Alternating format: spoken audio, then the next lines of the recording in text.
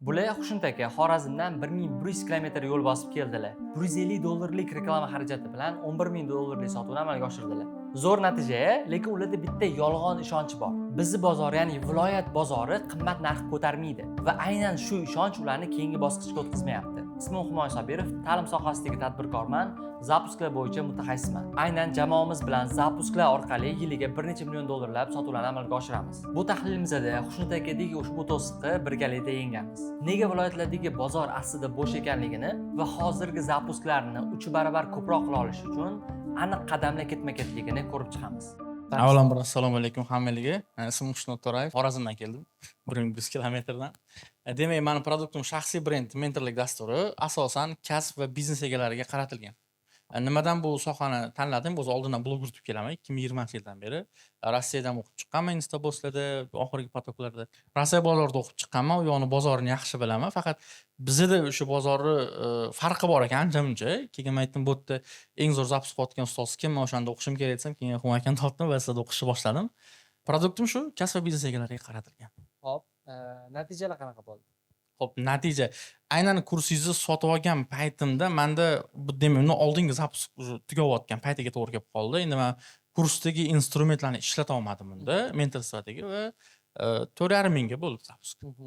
Demak, to'g'risini aytsam, вообще rejalashtirmagandim. Shundoq как попало bo'lib ketdi menda. Уже kursni to'liq o'qishni boshlaganimdan keyin hozirda уже 2 oy ichida yana zapusk qildim boshqatdan. Bor yo'g'i 2-3 ta instrument ishlatib oldim xolos. Menda natija 11,200 bo'ldi. Zo'r, zo'r.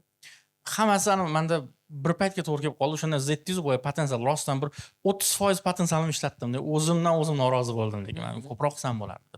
Chunki o'tda men komandalar shakllantirib yangi mijozlar bilan bizning shaxsiy brend servisimiz ham bor. Yangi ofisga ko'chganimiz bu yoqdan eski gruppam endi tugatyapti. Yangiga harakat hammasi bir paytga kelib qoldi.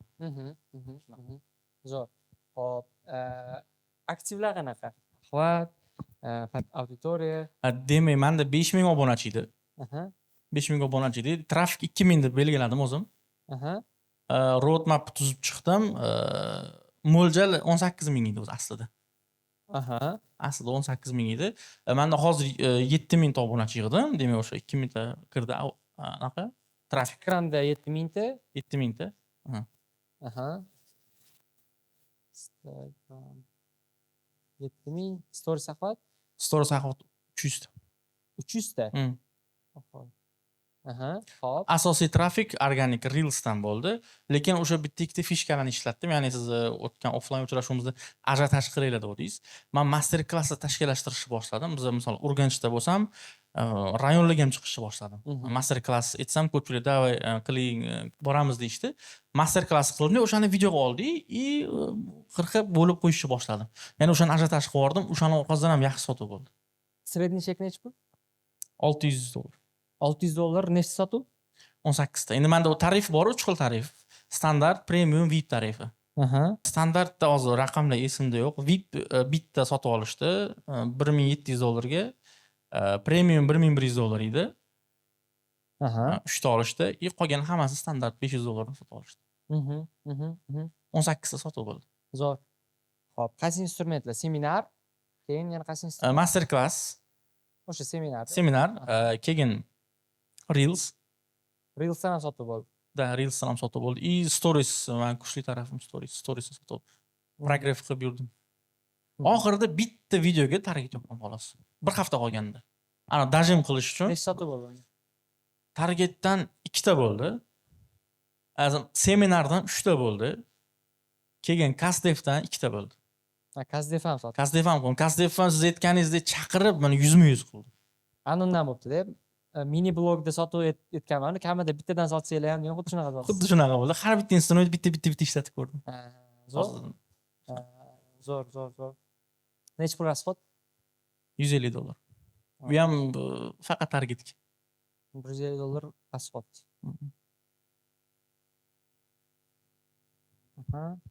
Zo'r. Tushunarli. Endi umumiy Instagramda 7000 obunachi, 300 ta axvat, shaxsiy brend produkt, 18 ta sotuv bo'lgan, $600 dan va 11 minglik sotuv va rasxod $150. Bu degani bu yerda ham juda zo'r. Ya'ni sof foyda 10.850 zo'r seminar qilingan, reels qilingan, stories qilingan, target va kazdef orqali sotib olgan umumiy hisoblaganda. Nima uchun stories axlatni so'radim? Hozir Instagram yuritayotganlarning aksariyat muammosi bu faqatgina reelsga qarab qolish va noto'g'ri auditoriyaga kirib qolish oqibatida storiesdagi axlat tushib ketadi.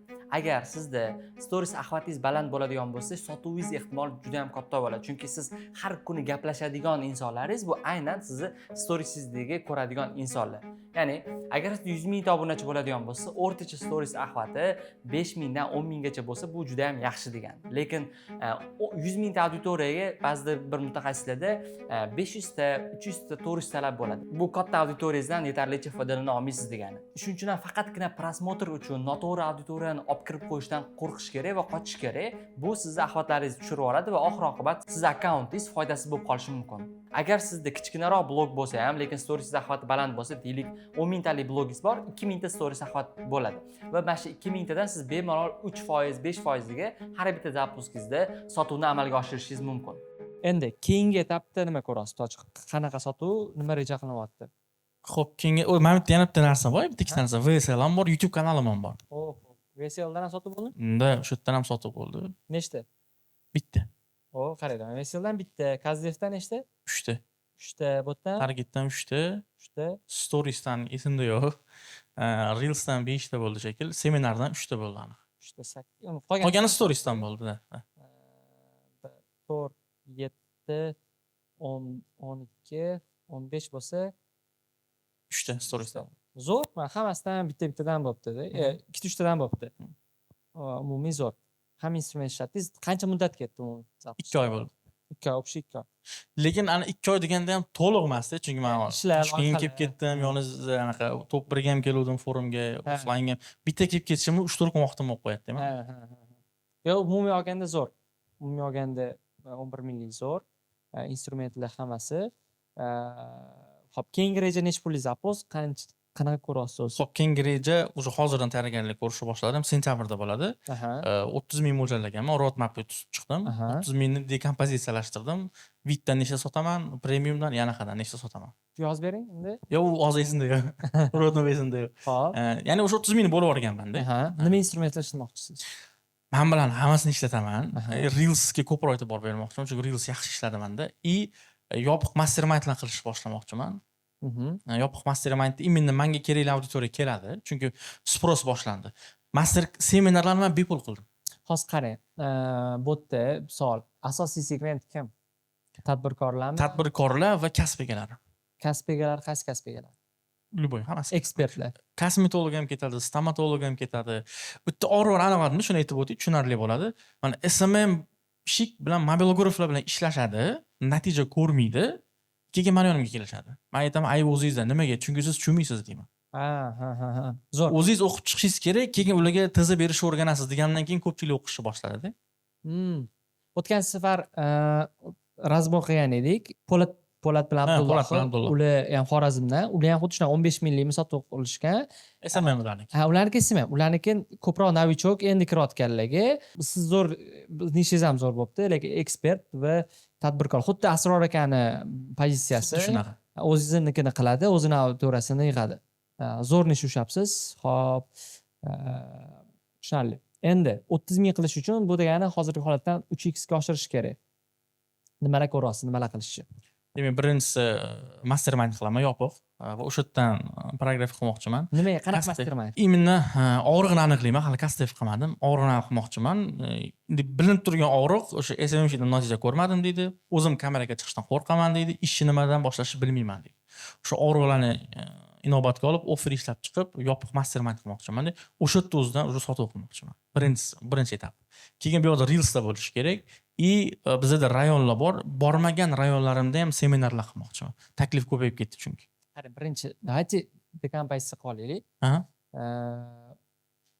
33 minglik sotuv qilish uchun 33 ga sotuv, nechta VIP, nechta tariflarni aniqlaylik. VIPdan 3 ta olmoqchiman, misol. 3 ta VIP nech puldan? 1800 dan. VIPda nima offer bor? Darsliklar o'sha ichida hamma darslik bo'ladi. Men bilan individual shug'ullanish bo'ladi. и полный o'z biznesini, kasbini man razvor qilib beraman. SWOT, Custom analizini qilaman. И bir oylik content plan strategiyasini man qilib beraman va birinchi 10 ta videosini biz komanda ishlab beradi. Sizni xizmatingiz necha pul? 1200. Siz xizmatingiz 1200, 3 oylik xizmatingiz 3600 bo'ladi. Lekin siz 3 oy uchun 1800 olasiz. Yo'q, 2 oy. 2 oy uchun. Xo'p, baribir. Arzon emasmi? Kursni arzonda olsizmi yo xizmat? Yo, birga bir arzon bo'lyapti. Arzon, endi bizani bozor undan tepasini ko'tarmayapti. Nega? Harakat qilib ko'rdim bu narsaga. Hop. Qaysi sizni kim sota oladi bunaqa produktingizni? Shu premium segmentdagi odam. Premium segmentdagi odam, misol uchun sizdan har oylik xizmatingizni sotib ola olmasda, lekin o'sha misol uchun 2000 ga deylik, o'z 1800 bu 3 barobar qimmatda asosiy tarifdan. To'g'rimi? Unaqa bo'lmasligi kerak. Kamida 5 barobar qimmat bo'ladi. VIP 1 ga 1 tarif, bu oddiy tarifdan kamida 5 barobar qimmat bo'ladi. Bizani bozor ko'tarmayapti bu narsani. Ko'taradi. Prosta balki siz oferingizni yetkazib bera olmayapsiz yoki noto'g'ri auditoriyaga chiqyapsiz. Yo, menimcha men hali yetarli darajada taniqli emasman. Yo, undan emas gap. Shunaqa bo'lsa bilmadim unda. Shu xizmatingizni sotib oladi-ku, to'g'rimi odamlar? Nechta klientingiz bor? Hozir 5 ta. 5 ta klientingiz bor-da. Mana kimdirlar keladimi? Misol uchun xizmatingizni aytsangiz, yaxshi yoqadi, lekin xizmatingizni sotib olishga pul yetmaydi. O'shalarga soting. Misol uchun sizdan xizmatingizni sota olmaydi-da, o'rganib oladi, sal boshda ko'proq to'laydi, lekin keyin o'zi qila oladi. O'sha misol uchun $300, $400 productionga ajratadi, qolganini o'zi qiladi. Hozir shunaqa taklif berish boshladimi? Ha, misol uchun narxni ko'tarish kerak. VIP undan ham qimmat qilish kerak demak. Ha? 5 barobar. Qilib ko'ramiz. Ya siz 1800 xolos bu. $1800 ga anaqa haqida o'ylayapsiz-da. Yo'q, bitta odam olaman dedim. Asosiy fokus menda baribir standartga qaratilgan edi. Yo'q, qarang. Yoki qilmang. Mana siz vaqtingizni sarflayapsizmi? Vaqtingizni sarflaganingizga yarasha anaqa narx qo'ying-da. Men bunda sinab ko'rdim. Ha, olarmikan odamlar deb. Bitta odam oldi-da. Lekin 5 ta odam yozildi, lekin bittasi sotib oldi. Qolgani o'sha oxiriga qarab yo'q qimmat ekan, yo'q deb sekin chiqib ketishdi. Yo'q, aytayapman-ku, yoki misol uchun aytaylik, narxni ko'tarish kerak. Misol 3 ta odam deylik, 2,5 3 ta odam qilishingiz mumkin. Chunki hozir men keyingisini ham o'ylayman-da, keyingisini ham sotishingizni o'ylang. Aytaylik 18 ta emas, hozir bo'lmasa, nechta odamga? 45 dan 50 ta odamga sotishingiz kerak. 40 ta odamga sotishingiz kerak bo'ladi. 40 dan qanaqa dars o'tasiz? 40 ta qayerdan yig'asiz degan savol ham bor-da. Bo'ldi, VIP ko'taramiz. VIP narxni ko'tarishga yo'rayapti. Chunki men qiymat hisoblang, siz individual ishlayapsiz-da. U individual ishlash degani bu даже xizmatingizdan ham qimmatroq bo'lishi kerak degani. Vaqtingizni ketkazyapsiz, unga o'zingiz kontent yozib beryapsiz. Bu qimmat bo'lishi kerak. Chunki aytaylik kamida 2,5 ming. Aytaylik 3 ta bo'lsa ham 4,5 ming bo'ladi, to'g'rimi? 7,5 ming bo'ladi. Общий hisobda 7,5 ming. Endi qolgani asosiy tarif, to'g'rimi? Gruppovoy tarif. Yo'q, premium ham bor. Oho, nimaga endi? Premium olib tashlamoqchiman endi. Yana nima tarif bor? Standart. Standart nima? Standartda mana $500 bo'ladi. Asosan o'shanga kelishyapti. Premium nima oferi bor? Premiumda 3 ta odam bo'ladi bitta guruhda. Nima kerak bor u? O'shanga ham kelishdi-da. Yo'q, unaqa qilmaslik kerak. Qiyin bo'lib ketadi. O'zingiz ham ko'p vaqtingizni oladi va unaqa kerak emas. X tarif bo'lgani yaxshi. Misol 7,5 ming botga oladigan bo'lsak, qolgani taxminan 25 ming bu asosiy tarif bor, to'g'rimi? 5 mingdan agar $500 dan bo'ladigan bo'lsa, 25 ming bo'lishi uchun qancha bo'ladi? 50 ta. 50 ta. 50 ta olasizmi? Menimcha olayman. 50 ta qiyin emasmi? Xudo xolasa qiyin bo'lmaydi. Menimcha qiyin bo'ladi. Harakat qilib ko'ramiz. Nimaga narx oshirish haqida o'ylayapsiz? Narximi? O'zi 500 dan emas, 600 dan qilmoqchiman keyingisini. Nimaga 700 dan emas? Chunki konkurentlarim 500 dan yurtdi-da hozir. Hozir men o'rtaga bitta 700 dan chiqsam, bizda Xorazmda shunaqa, kimda arzon bo'lsa o'shanga ketishadi. Yo'q. Qaramaydi anaqaga, qiymat qanaqa, nima, telefonda gaplashayotganda ham narx so'raydi faqat. Yo'q. Emas. Va qaranglar-da, o'zingizlarni aldamanglar unaqa deb. Hamma odam fikrlashi bir xil. Misol Afrikadagi odam ham bir xil fikrlaydi, O'zbekistondagi, Amerikadagi odam ham bir xil fikrlaydi. Chunki odamni anaqasi hammada bir xil bo'ladi. Prosta siz rostdan yoki qiymatingizni ko'rsatib bera olmayapsiz. Ularga qancha qiymat olishini, farqingizni ko'rsatib bera olmayapsiz ularga. O'shaning uchun ham ularga borayotgan bo'lishi mumkin. Ya'ni bu unaqa ishontira olmaysiz-da, meni ham ishontira olmaysiz, balki o'zingiz ishontirayotgan bo'lishingiz mumkin. Lekin sota olmaydi. Chunki qarang-da, tadbirkor odam yoki mutaxassis odam siz u yerda misol uchun yordam beryapsizmi, ko'tarib offline formatmi, offline formatda birga ishlashadimi u yerda qiymat olib qanchadir auditoriya yig'ib chiqib keta oladimi? Qancha auditoriya yig'ib chiqib keta oladi? Endi hammada har xil o'ziga bog'liq. Misol bitta o'quvchim 2 oyda 10 mingta auditoriya yig'ib qo'ydi. Kimdir zo'rg'a 2 mingta yig'di. O'zini nishasiga, harakatiga bog'liq. Hop, sotuv qila oladimi? Ya'ni aytgan narsangizni qilib sotuv qila oladimi? Ha, quvvat Chiqaza oladimi pulni? chiqazyapti. Bo'ldi, nimaga unda qimmatroq sotmayapsiz? Endi sotaman, chunki birinchi zapus qilmaydi-da bu. Ha. Keyingisidan aytdingiz ko'taramiz. Narxni oshirish kerak, chunki 50 ta odamga o'qitish qiyin. Birinchidan tasavvur qiling, maqsad mana shuni yopish, to'g'rimi? 30 mingga sotish. Endi 50 ta odam yig'ib olib, ularga siz misol uchun birinchidan yig'ish ham qiyin, 50 ta odamga offline dars o'tish ham qiyin. Ya'ni hozirgi holatingizda, misol uchun bittada 3x deganda, undan ko'ra sal chekka ko'tarib, to'g'ri sal qiynaling sotishga. Lekin ular bilan sal individualroq ishlab, ularga ko'proq fokus qaratib, natija qilib olish uchun qilsangiz bo'ladi. Narxni azim ko'tarsa bo'ladi. Misol uchun 700 dollardan bo'lsa ham nechta bo'ladi? 21 ming. 21 ming. 750 dollardan bo'lsa? Bor qoladi. 750 dollardan qilsangiz bo'ladi. Chunki mana o'sha Abdullohlar 0 degan odam uchun 500 dollardan sotishyapti, to'g'rimi? 0 odam, hali daromad topmagan odam 500 dollardan to'layapti. Endi daromad topgan, puli bor odamlar nimaga 750 dollar to'lay olmaydi? O'sha pul yo'la kelib qoldi-da. Ya endi uni demay, puli borligi. Nima deydi? Menda sotuv yo'q deydi, o'shaning uchun kelolmay yozga deydi.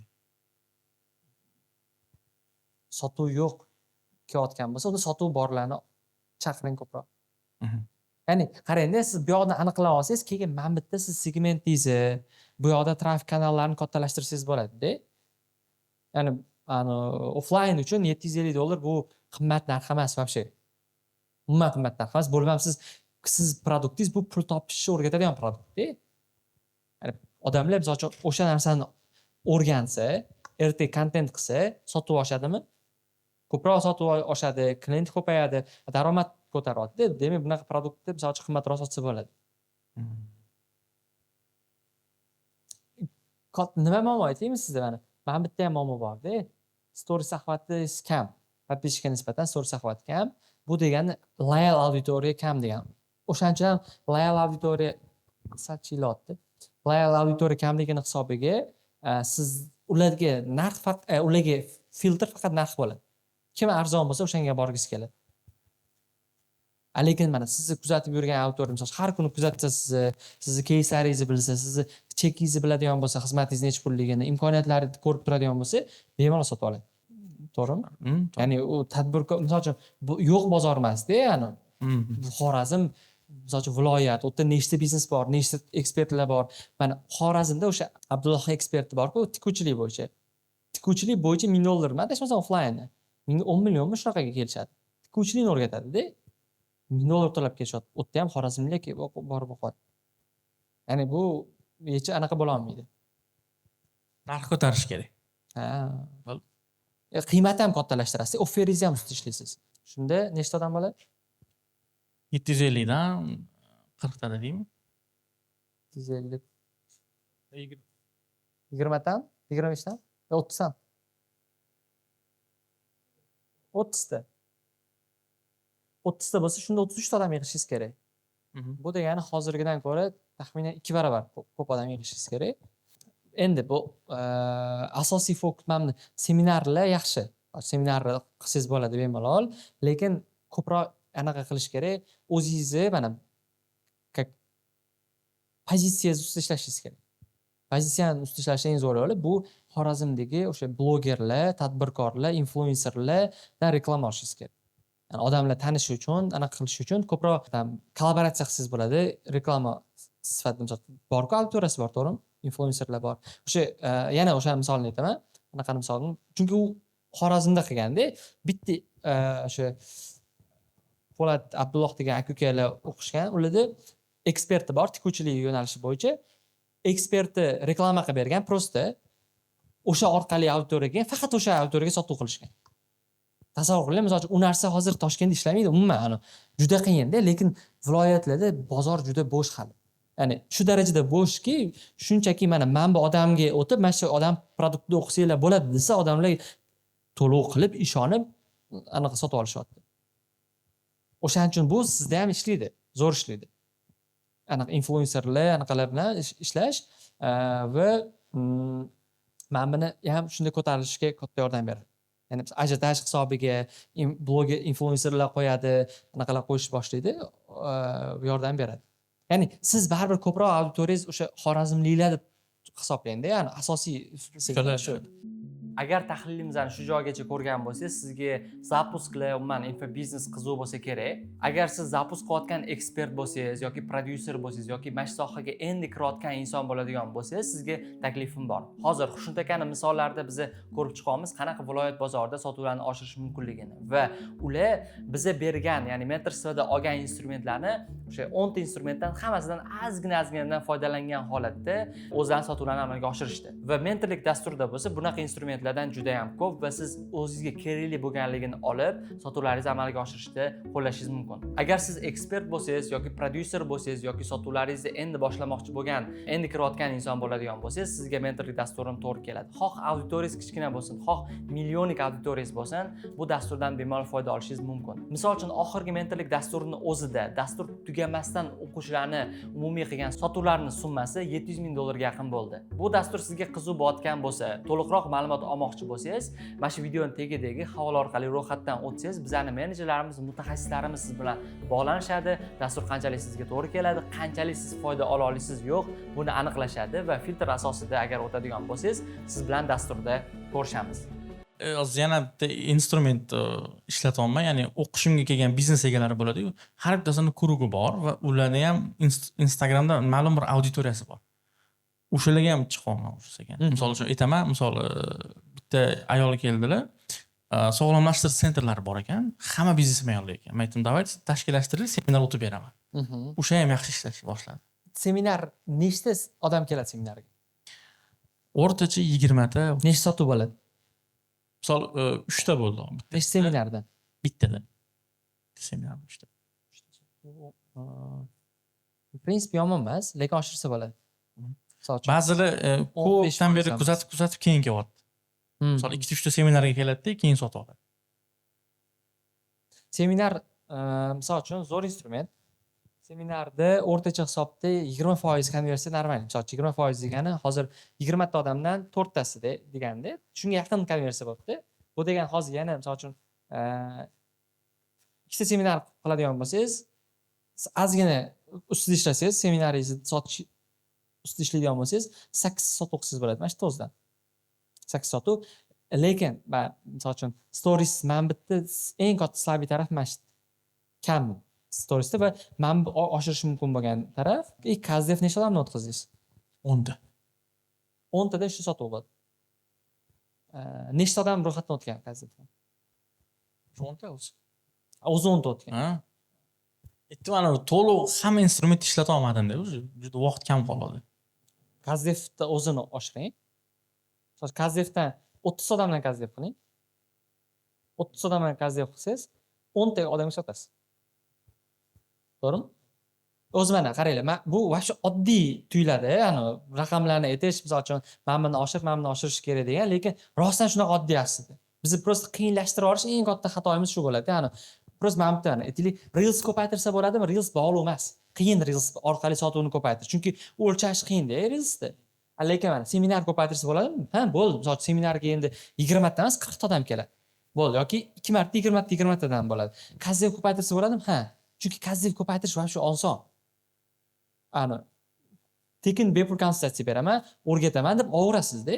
Ya'ni bu yerdan bemalol misol uchun 10 ta sotuv qilsangiz bo'ladi. Bu yerdan 8 sotuv qilsangiz bo'ladi. Keyin storiesiz boshida bottleneckda KPI qo'ying o'zingizga, stories охватini 1000 taga olib chiqish. Bu muhim. 1000 ta degani bu bo'ldi. Sizni loyal auditoriyangiz bor, ular doim kuzatyapti sizni. Anaqa nima deydi, kontentlaringiz qiziq deganda, hozir sizda 7000 taga 300 ta bu 5% da. O'zi aslida 10 mingtalik blogda bu 10% dan kam bo'lmasligi kerak. 10 mingtalik blokgacha 10% kam emas ekan. Bu degani misol uchun siz hozir u yoq bu yog'i подписчигingizni deylik, mana shundan 15 mingga olib chiqadigan bo'lsangiz, stories захваты 1000 talikka ko'tariladi. Olib chiqish yo'llari bor. Olib chiqish yo'li juda oson. Misol uchun bir 3 ta influencer bilan ishlaysiz. Influencer bilan ishlash ham oson. Misol uchun siz unga обязательно katta summa to'lashingiz ham shart emas. Konsultatsiya o'tib berasiz, qanaqadir bepul produktingizga chaqirsangiz bo'ladi. Barter evasiga. Barterga keladi, auditoriyasi bor odamni, u просто monetizatsiya qilishni bilmaydi. Keladi, siz reklama qilib beradi, trafik olib kira olasiz o'zingizga, u odam o'qitsiz bo'ladi. Ya'ni Reels'ni kutsangiz, qachon qaysidir Reels'im uchib ketadi, qachon qaysidir Reels'im 100 mingta подписчик yig'adi va o'sha olib keladi deyish bu ham variant, lekin tayyor variant bor-da. Shundoq pul anaqada bu, anaqa mashinaga o'xshaydi-da, pul tiqasiz, sразу pul ko'proq bo'lib qaytadi. Va misol uchun reklamli budjet ajratinglar. Reklamli budjet ajratish kerak. Ya'ni ko'proq sotish uchun reklamli budjet bo'lishi kerak. Zo'r, men ortiqcha ajratib beradi demayapman, lekin misol uchun sotuv qildingiz-da, o'sha bo'ldi, sotuv qildingiz degani siz tam 150 da 11 ming qildingiz. Endi nimaga mana KPIs bo'lishi kerak? Mana anaqa 150 emasda, endi misol uchun $1000 bo'lishi kerak. Yoki $1,500 bo'lishi kerak. Men kecha aytdim komandadagi borlarga, misol uchun men KPI qo'ydim komandadagilarga 30 ming budjet, 30 mingmi? 20 ming budjet ajratilishi kerak. Men KPI ularni KPI 20 ming budjet sarflash kerak. Sarflamasning iloji yo'q. Lekin degan narsasi bor, xohlagan joyga sarflay olmaydi. Men hammasini o'zim tasdiqlab beraman. Ya'ni Telegram kanal bo'lsin, qaysidir influencer, blogerlardan reklama olish bo'lsin, men tasdiqlab bersamgina sarflanadi. Ya'ni shundoq chiqib turib, mana bu podkast, mana bu joy deyilmaydi. Bu degan endi ularga qo'shimcha zadacha maksimalli menga to'g'ri keladigan, foydali bo'ladigan va o'sha foydali trafik olib keladigan influencerlarni ko'proq topish kerak bo'ladi. Endi lekin sizlarga bunaqa budjet shart emas. Lekin sarflash kerak. Pul olib kelyaptimi? Pul olib kelayotgan joyga pul tikishlar kerak. $500 dan oling, 3 ta oddiy pulga bo'lsa ham $500 olasiz, 3 ta influencer olasiz, butun kunlik progression storiesini sotib olasiz. Kun davomida faqat siz gapiradi. Mana shunaqa, boni hamma joyda aytadi, trafik olib kiradi. Va trafik qayerga kiradi? Lead magnetizga kiradi. Bitta lead magnetiz bor, o'sha tayyor, o'shanga auditoriya o'tadi. Lead magnetiz ko'rgandan keyin ular zaявка qoldiradi, zaявкаdan keyin sotib olasiz. Bu aniq klassik juda oson, rostakamiga oson variant. Va keyingisi bu targetga va VSLga ko'proq budjet ajratasiz. Ya'ni misol uchun qaranglar, bu запуск o'z matematikada, mana realniy misol uchun matematika va tushunishinglar kerak. Prosta hisob kitob emas, mana prosta kalkulyator emas. Konkretni tushunadigan bo'lsanglar, hech qachon pul budjet sarflashdan qochmaysizlar. Hech qachon. Agar u sizga pul olib kelayotgan bo'lsa. To'g'ri, misol uchun nima farqi bor sizni qancha budjet ajratishingiz? Nima farqi bor? Misol uchun, holi siz $100,000 ajratmaysizmi? Lekin o'sha 100 ming ajratganingiz sizga 300 ming olib kelsa bo'ldi-ku. Yoki 100 ming ajratganingiz 200 ming olib kelsa bo'ldi-ku, to'g'rimi? Lekin o'sha olib kelishi uchun mana aytaylik, VSL yoqdingiz. VSL misol uchun kuniga bilmayman, $50 yoqasiz-da. $50 VSL yoqasiz. Lead magnet. $50 dan misol uchun aytaylik nechta bo'lishi mumkin? 5 ta lead oling. 5 ta lead. 5 ta leaddan nechtasi sotasiz? 5 ta odam bilan gaplashsangiz. Ikkitasiga sotasiz-da. Ikkitasiga sotdingiz. Endi men $50 sizga necha pul qaytyapti? 1200 emas, 1,5 ming bo'pti. 1,5 ming bo'pti. Bittasiga sotsangiz ham $50 $750 bor. Anaqa Harmozin bilasizlar? Harmozin, ha. Misol oxirgi sotuvini bilasizlarmi? Nech pulga sotib qo'ygan, kitobini sotganligini. $100 million sotib qo'ygan. 100 million, $110 million sotib qo'ygan kitobini o'zini. Faqat kitobini sotgan. Endi yana bitta narsa bor-da, u $3 million reklamli budjet ajratgan. $3 million. Misol uchun mana Imangaji oxirgi sotuvida, zapuskada Facebook targetni o'ziga $1 million ajratgan. 1 million. Ya'ni u uchun qiziq emas necha puldan tushish. O'zini oqlaydimi degan narsa bor. Farqi yo'q. Misol uchun sizga 10 barobar oqlashishi shart emas. Bitta sarflayotganingiz 2 barobar oqlayotdim, bu ideal deganda, ya'ni bu zo'r biznes model degani. Bizda prosta shunaqa davlatda yashaymiz, 10 barobar oqlamagungacha anaqa ko'nglimiz to'lmaydi, ya'ni ajratgimiz kelmaydi. Aslini olib qaraganda, misol uchun bitta litni $10 dan olish, bitta litni anaqadan olish bu normal holatda. Misol uchun men o'tgan safar Otabekda reklama berganimizda iWatchda bitta reklama berdim, bilmayman, $3000, 3000mi, shunaqa adashmasam. Ikkita odam offlaynga aniq o'sha orqali Otabek orqali kelganligini ko'rdim-da. Ya'ni Otabek akani reklamasidan offlaynga yozilgan ikkita odam. Uje bo'ldi, men yana oldim Otabek akadan. Yana uje bu safar olmoqchiman. Nimaga? Chunki eng kamida 2 barobar bo'lib qaytib bo'ldi pulim. Eng kamida. Undan tashqari 2000 ta obunachi o'tdi menga, balki onlaynga ham yozilganlar bo'lishi mumkin. U YouTube'da qilgan intervyuimiz 70 mingta prosmotr bo'ldi. Ular prosta bonus. Eng kamida 2 barobar qaytdi. Misol uchun, Risolatga reklama berganman. O'zini oqlagan, sotuv bo'lgan. Bo'ldi, yana beraman. Shohid opaga reklama bergan. O'zini oqlagan, bo'ldi, farqi yo'q. O'zini oqlayaptimi? Reklama ovurish kerak-da. Naborot, men hozir biz qiynalayotganimiz odam topa olmayapmiz reklama berishga.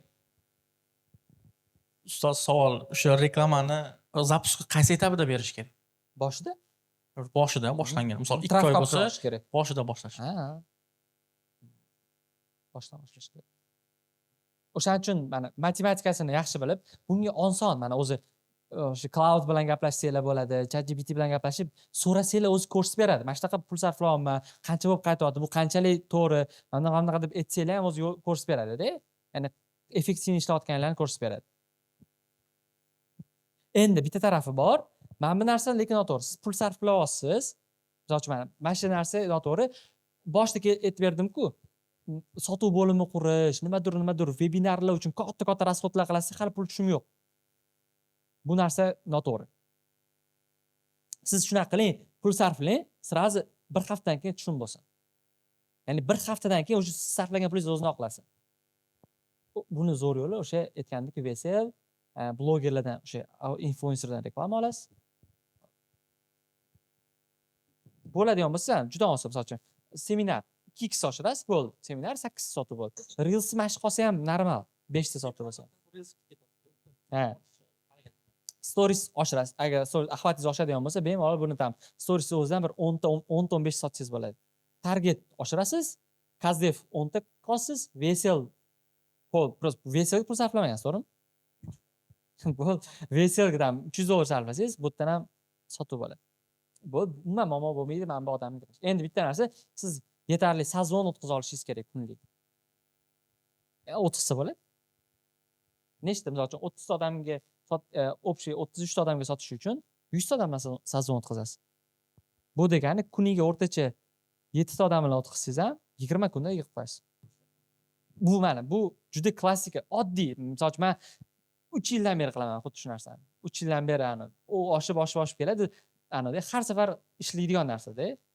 Prosta kimdirlarni sazon o'tkazish etapiga kelgan paytda yo charchab qoldim, o'tkaza olmayman, o'sha tayyor lead bor, qilgis kelmaydi. O'sha noto'g'ri lekin. Keyin o'sha кейslaringizni mana bu hozir o'qiyotganlarning keysini olib chiqasiz, ularni ko'rsatasiz. O'sha keys degani sotuv produktingiz narxi, qiymati oshyapti degan. Keyingisiga sotish ancha oson bo'ladi. Undan keyingi sotish oson bo'ladi. O'shancha produktga e'tibor qaratish kerak. Yana bitta instrument ishladi. Darsimga bepul qatnashishga ruxsat berdim bir marta. O'shandan ham hammasidan etapdan o'tyapti-da, bitta o'tib kelyapti-da, sotib oldi keyin. Misol seminarga boradi, keyin bepul dars so'raydi mendan. Bo'pti, bitta darsimga kel deyman. Uni ko'radi, Reels'imni ko'radi, storieslarimni ko'rib yurib, VSL'larni ko'rib keyin sotib oladi. Agar mana qolgan progressingiz yaxshiroq bo'lsa, u shart bo'lmaydi. Biz umuman unaqa narsaga qilmaymiz. Biz mana dars ko'rmoqchimi? Videomizni ko'rsin, YouTube'dagi videomizni ko'rsin, lead magnetimizni ko'rsin, o'sha yerdan bila olsin qanchalik sochun ekspertlik, qanchalik tushuntira olishim. Bilmaysiz-da, hozir ertaga olib kelib ko'ring, u yoq bu yoq degan, u kerak emas. Undan ko'rib sochun aniq to'lagan pulni olgan odam kelib qilgani yaxshiroq. ya'ni hozirgi holatingizda normalniy shunaqa sotganingiz bu zo'r, zo'r bu. Lekin keyingi etapingizda manbalarni qiladigan bo'lsangiz unga ehtiyoj qolmaydida. Avtovaronka siz bir marta qurib qo'ygan, keyin siz aralashmasangiz ham o'zi avtomatik sotuvlarni amalga oshiradigan tizim. Ya'ni notanish odam ham shunday o'sha varonkani ichiga kirdi, siz aralashuvisiz o'zi etap-etap o'tib, balki sizni produktingizni sotib olishi mumkin. Sizda dekompozitsiya bo'lmasa, katta ehtimol bilan qayerga qarab ketayotganligingizni bilmaysiz va sizga qaror qabul qilish juda ham qiyin bo'ladi. Dekompozitsiya bu katta qo'rquvlarni oldini oladi, ya'ni misol uchun siz 10 ta sotuv qilmoqchisiz, bilasiz 10 ta sotuv qilish uchun sizda aytaylik 30 ta odam bilan Zoom o'tkazishingiz kerak, sazon o'tkazishingiz kerak. 30 ta odam bilan sazon o'tkazish uchun siz taxminan 70 ta lead olishingiz kerak. Bo'ldi. Siz dekompozitsiyangiz 10 ta sotuv qilishmas, birinchi o'rinda o'sha leadga 70 ta lead olish uchun harakat bo'ladi va hammasini shundan kelib chiqib turib qo'yasiz va aniq sizda dekompozitsiya bo'ladigan bo'lsa, qarorlaringiz va prosesslaringiz tezlashib ketadi. Viloyat bozori nega bo'shligini sababini aytadigan bo'lsam, misol uchun mana zapuskada butun dunyo bozori bor, amerikanskiy bozor bor, rossiyskiy bozor bor, O'zbekiston bozori bor. Butun dunyoda ishlatilayotgan instrumentlarning eng oddiyroqlarini ham siz agar O'zbekistonga olib kelib ishlatadigan bo'lsangiz, natija juda ham yaxshi bo'ladi. Chunki botda raqobat kam va botda bu instrumentni ishlatayotgan boshqa odamlar yo'q. Endi xuddi shunaqa, agar siz misol uchun Toshkentda ishlatilayotgan, O'zbekistonda o'sha markazda ishlatilayotgan instrumentlarni, o'sha varonkalarni olib, siz viloyatda ishlatadigan bo'lsangiz, xuddi shunaqa imkoniyatingiz kattaroq bo'ladi, chunki botda raqobat kuchliroq bo'lsa nisbatan, o'tda raqobat kamroq. Agar siz influencer, blogerlar bilan ishlasangiz, butun boshli viloyatingizni o'sha 2-3 ta influencer bilan ham qamrab olsangiz bo'ladi. Undan tashqari o'quvchilarimiz misolida ham ayta olaman. Toshkentda target yoqiladigan bo'lsa, aytaylik 40 sentdan tushayotgan bo'lsa, xuddi o'sha mavzu, o'sha ekspert bilan viloyat bozoriga kirmoqchi bo'lsangiz yoki o'sha yerda target yoqadigan bo'lsangiz, bu narx ancha arzonroq tushadi va konversiya nisbatan balandroq bo'ladi.